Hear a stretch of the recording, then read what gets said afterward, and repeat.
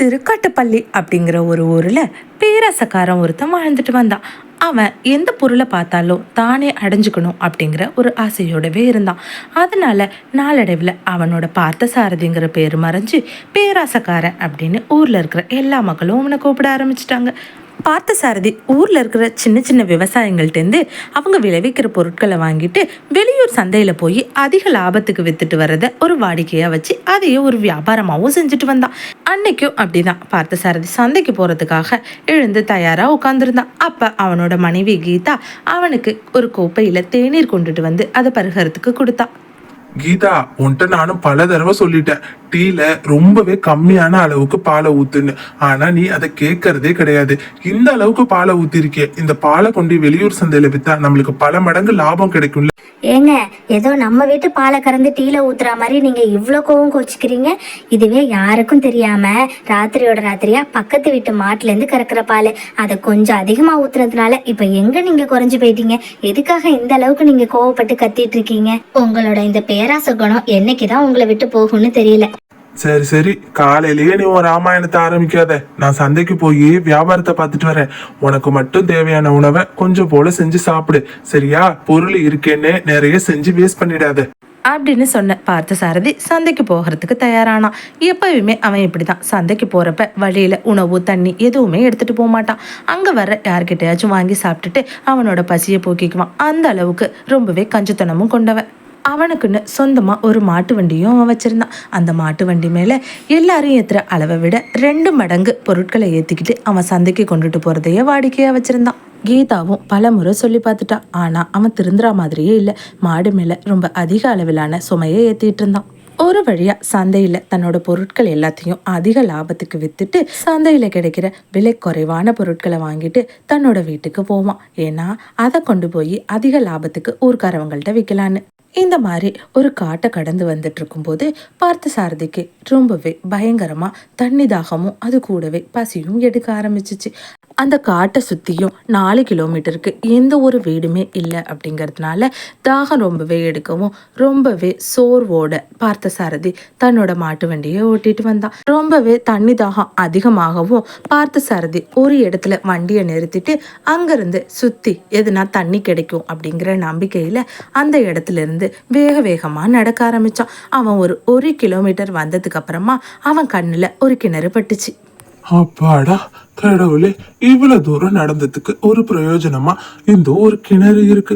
பாப்போம், கண்டிப்பா அந்த கிணறுல என்னோட தாகத்தை தீர்க்கிற அளவுக்கு கொஞ்சமாவது தண்ணி இருக்கும். அதனால அந்த கிணறு பக்கம் போய் பார்க்கலாம் அப்படின்னு சொல்லி யோசிச்சுக்கிட்டே ரொம்பவே வேகமாக அந்த கிணத்தை நோக்கி நடக்க ஆரம்பிச்சான். பார்த்த சாரதி நினைச்சபடியே அந்த கிணறு நிறைய தண்ணி இருந்துச்சு. ரொம்பவே தாகத்தோட அவன் ஒரு வாளியை போட்டு கிணறுலேருந்து தண்ணி எடுத்தான். உடனே கிணறுலேருந்து பயங்கரமான சத்தம் கேட்டுச்சு. அந்த சத்தத்தை கேட்ட பார்த்த சாரதி ரொம்பவே பயந்து போயிட்டான். சுற்றி முற்றி பார்த்தான். ஆனால் கிணத்தை சுற்றி எந்த ஒரு ஆளுமே இல்லை. உடனே கிணறை நோக்கி, யார் இப்போ சத்தம் கொடுத்தது? எனக்கு ரொம்பவே பயமாக இருக்கு அப்படின்னு பார்த்த சாரதி சொன்னதை கேட்டு கிணத்துல இருந்து ஒரு பூதம் வெளியில வந்துச்சு. இந்த கிணறு என்னோடது. இந்த கிணத்தை காவல் காக்குற பூதம்னா என்னால உனக்கு தேவையான ஒரு வரத்தை கொடுக்க முடியும். ஆனா அதுக்கு பதிலு நீ ஒரு பொற்காசு எனக்கு தரணும். உடனே தான் கிட்ட இருந்த ஒரு பொற்காசை பூதத்துக்கிட்ட கொடுத்தான். உனக்கு என்ன வர வேணும் கேளு. பூதமே, என் மாட்டு வண்டி முழுக்க தங்கத்தாலையும் வைரத்தாலையும் நிரம்பணும் அப்படின்னு அவன் சொன்னதும் உடனே பூதமும் அதே மாதிரி செஞ்சுச்சு. அவ்வளோ தங்கத்தையும் பார்த்த அவனுக்கு திடீர்னு மனசுல ஒரு எண்ணம் தோன்றுடுச்சு.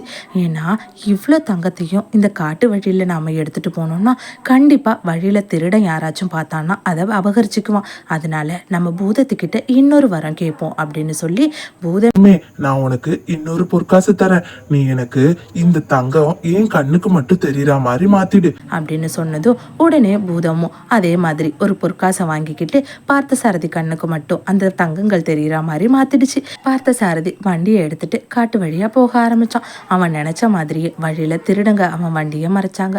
ஆனா வண்டியில எதுவுமே இல்லை அப்படின்னு அவனை விட்டுட்டாங்க. எப்படியோ அந்த திருடங்க கிட்ட இருந்து நம்ம புத்திசாலித்தனத்தால நம்ம வைரங்களை காப்பாத்திட்டோம் அப்படின்னு சொல்லிட்டு வீட்டுக்குள்ள வந்தான். வீட்டுக்குள்ள வந்தவன் அவன் மனைவியை பார்த்து, கீதா கீதா, வேகமா வீட்டுக்கு வெளியில வா.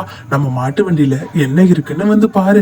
நீ மட்டும் அதை பார்த்தன்னா சந்தோஷத்துல துள்ளி குதிச்சிருவ. அட உங்களுக்கு என்னங்க ஆச்சு? என்னைக்கும் இல்லாம சந்தைக்கு போயிட்டு இன்னைக்கு ஏன் இவ்வளவு சந்தோஷமா வந்திருக்கீங்க? அப்படி என்ன கொண்டுட்டு வந்திருக்கீங்க? என்னன்னு தான் கொஞ்சம் சொல்லுங்களேன். கீதா, நம்ம மாட்டு வண்டி நிறைய தங்க காசுகளை கொண்டுட்டு வந்திருக்க. நீ வந்து வேகமா வெளியில பாரு. அப்படின்னு சொல்லி வெளியில கூட்டிட்டு வந்தான். எவ்வளவு தங்க நகைகள், எவ்வளவு தங்க காசு. இனிமே இந்த ஊர்லயே நாம தான் ரொம்ப பெரிய பணக்காரவங்க அப்படின்னு சொன்னான். ஏங்க உங்களுக்கு என்ன பைத்தியம் பிடிச்சிருச்சா? வெறும் வண்டியை காட்டி தங்க காசு இருக்குன்னு சொல்றீங்க? அப்படின்னு சொல்லி கோவமா திட்டிட்டு கீதா வீட்டுக்குள்ள வந்துட்டா. காட்டுல நடந்த எல்லா விஷயத்தையும் பார்த்தசாரதி சொன்னான். பாத்தீங்களா, உங்க பேராசையால தான் இப்போ நம்மளுக்கு இவ்வளோ பெரிய இழப்பு. இனிமேலாவது உங்க பேராசைய விடுங்க. பேராசையால தான் நம்மளுக்கு கிடைக்க இருந்த மொத்த செல்வமும் போச்சு அப்படின்னு சொல்லிட்டு அன்னையிலேருந்து பார்த்தசாரதி பேராசை குணத்தையே விட்டுட்டு ரொம்பவே நேர்மையாக வாழ ஆரம்பித்தான். ஸ்டோரி பிடிச்சிருந்துச்சுன்னா மறக்காமல் லைக் பண்ணிவிட்டு உங்கள் ஃப்ரெண்ட்ஸ் கூட ஷேர் பண்ணுங்கள். நம்ம சேனலையும் சப்ஸ்கிரைப் பண்ணுங்கள்.